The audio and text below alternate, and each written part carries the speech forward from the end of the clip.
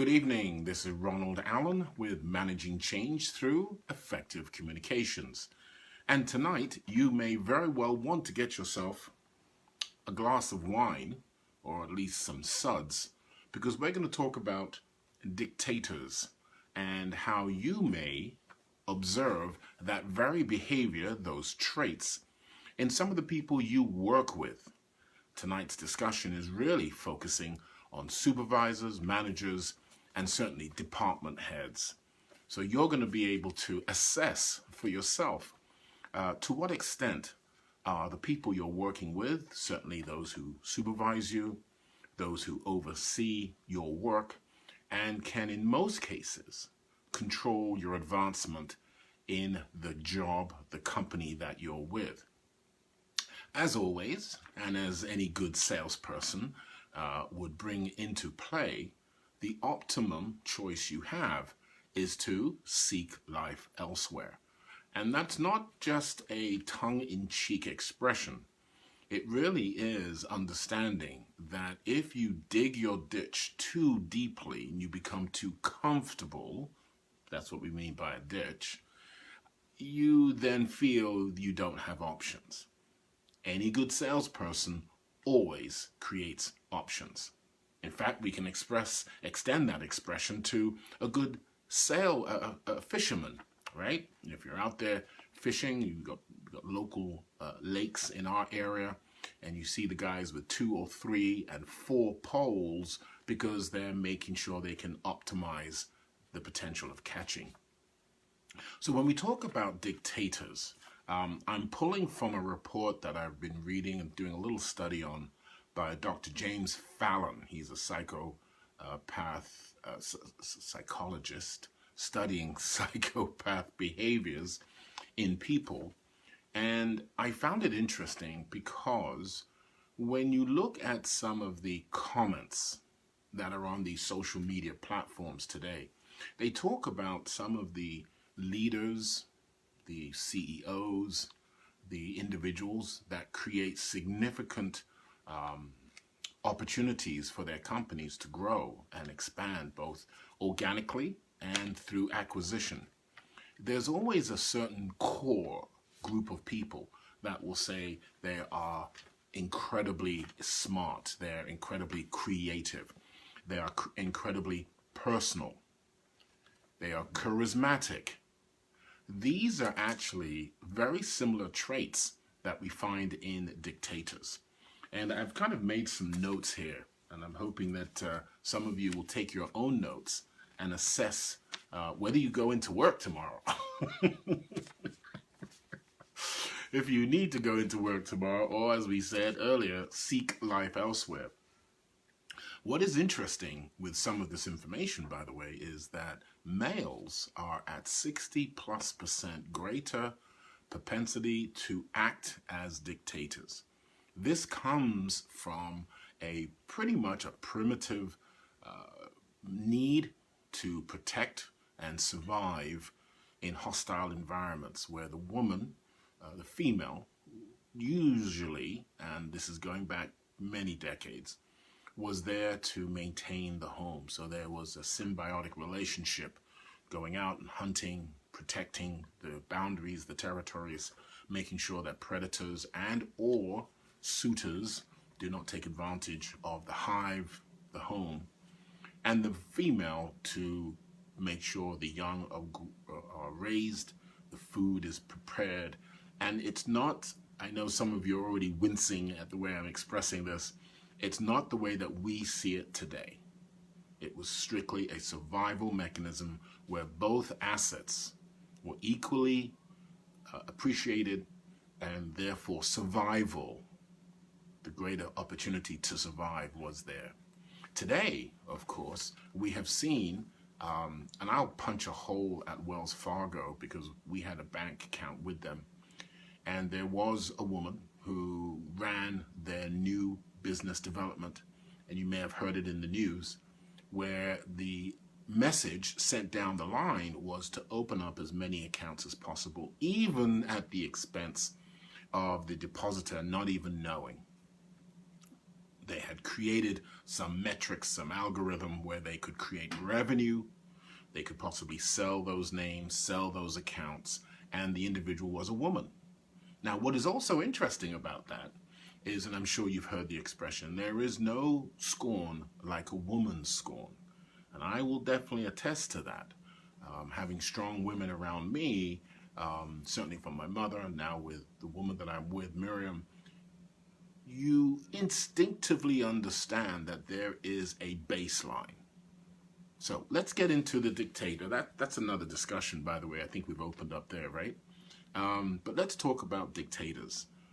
Do you see certain characteristics, such as having charm when entering a conversation, and then possibly having a possessive, almost sadistic abruptness about how they disengage people at work? And we're going to talk primarily of supervisors, managers, department heads, even project managers who have been given authority, and you start to see their behavior, the way they communicate. Before, they were more amiable, more agreeable with the group. Once a certain level of either title, authority, or a position has been given to them, you start to see a change in personality. And I've certainly experienced and worked with people. I'll give you a couple of stories in a moment about that. They are masterful liars. You've heard of the expression self-absorbed, right? When they speak, the room goes quiet and only certain, shall we say, minions seem to rise in conversation. And everyone else kind of passively, submissively agrees. When we talk about having confidence, the self-confidence only goes to the extent that they get their way. And these are other characteristics: charm, charismatic. They are intelligent. They use it to further their cause and not the mutual opportunity for everyone to participate and advance. There's the big difference. And we know we can talk about people like Idi Amin in Africa, the most infamous, the German, oh my goodness, his name just ran right out of my mind. I know you're saying it to yourselves right now. Adolf Hitler, thank you. There have been others. Chavez in Venezuela, who initially was for the people to remove the capitalistic pressures that were being put upon Venezuela. And unfortunately, he then used his power and position to then suppress any opposition that would consider his removal. And this is what Dr. Fallon talks about. So let's kind of go into some of the academics. So with men, we talk about men can be mean, right? They can be aggressive, and certainly in a more physical sense. On the other hand, when we talk about females, the expression is ouch. Because I think, and my experience has been that women just know how to use that marshmallow knife approach to get what they want, certainly in business. And so we ignorantly or willingly accept it, and then are surprised that they're using it in an authoritative position, which of course is to your own fault. Managers, supervisors, department heads, how are they behaving when they are rank and file? And then how does that behavior change once they get those titles, once they realize that certain charges, and this is where this report also talks about, their responsibility and the pressure from above brings out an insecurity. It's not justified, because there are many good managers. If you look at Berkshire Hathaway under Warren Buffett, his executives have proven that they are collaborative team players. And in order to go further, in order to sustain that level of performance, they accept and willingly cultivate from rank and file people who are producing and providing valuable information. The information, of course, is then used, tested, and then the outcomes. Most importantly, they have within themselves a sense of self-confidence. That's another area, by the way, that initially those who are exhibiting more of a dictator mentality will exude a certain self-confidence. When things go awry, that's where the aggression, the ugliness, as we say, the feces of life in their personality comes out. That's the inconsistency. That's the dogmatic behavior that they really fall back on as the ultimate management style.